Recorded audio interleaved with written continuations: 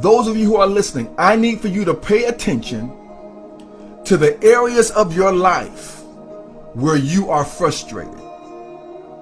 Oh, hear me by way of the Spirit. Pay attention to the areas of your life where you are experiencing frustration.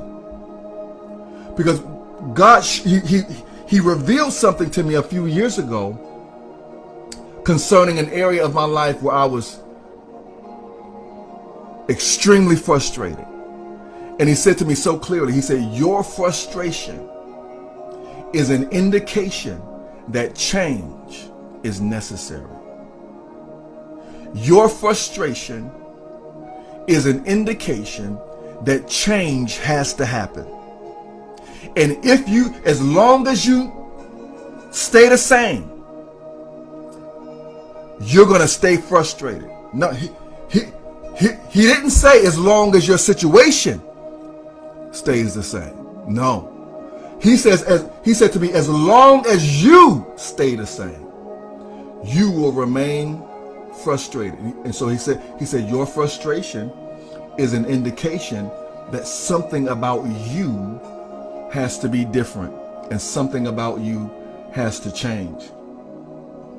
And so I'm reminded about the scripture that we looked over while we were in the fast in 2 Corinthians 5:1, where it says, for if we know that if this earthly house of this tabernacle were dissolved, we have a building of God, a house not made with hands, eternal in the heavens. So what happened on this fast, and God he just reminded me about it this morning.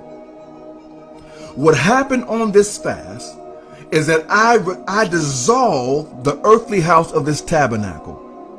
This temporary hut.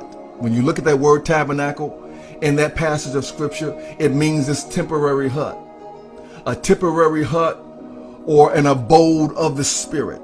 This idea that my spirit is enclosed by this temporary hut. This hut is only temporary. Oh, this earthly house is only temporary. Which also reminds me that wherever I find myself in any stage of life that I'm in, I'm only supposed to be there temporarily. Oh, no matter where I am, I was only supposed to be here temporarily. And so, but I go through prayer and fasting to dissolve this temporary hut. Watch this. For in this tabernacle, verse 2, for in this tabernacle we groan earnestly, desiring to be clothed upon with our house, which is from heaven. So I groan in this house. And remember, the groan is the frustration. The groan is the irritation. The groan is me looking at my circumstances, looking at my life, and not being happy with my station in life. That's the groan.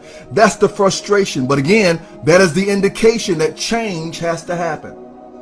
And so the change happens with me dissolving this earthly house of this tabernacle, which represents not only this body, but also my carnal mind, my ways of thinking, my rationale, my daily thoughts. I gotta dissolve the prison of this mind, the prison of my thinking that has had me stuck, that has had me going through the same things over and over again. For in this we groan, earnestly desiring to be clothed upon our house which is from heaven. That if so, that being clothed, we shall not be found naked. So I exchange an old way of thinking for a new way of thinking. I exchange my old mind for a new mind. I exchange my old rationale for a new rationale. I exchange my old pattern of thoughts for a new pattern of thoughts. I exchange this old way of thinking that has had me stuck for a new mind, a new resonance, and I live out of that new mind. Some of us ain't nothing wrong with us, but the mind in which we live out of. Oh, did you hear what I just said? Did you hear what I just? Some of us ain't nothing wrong with us, but the mind that we choose to live out of. I'm going to say that again because that needs to hit home to somebody. Some of us ain't nothing wrong with us, but the frame of mind, the mode of thinking that we ourselves choose to live out of. But if I change my mind, I change my world. If I change my mind, I change my life. I change my mind, I change my daily experiences.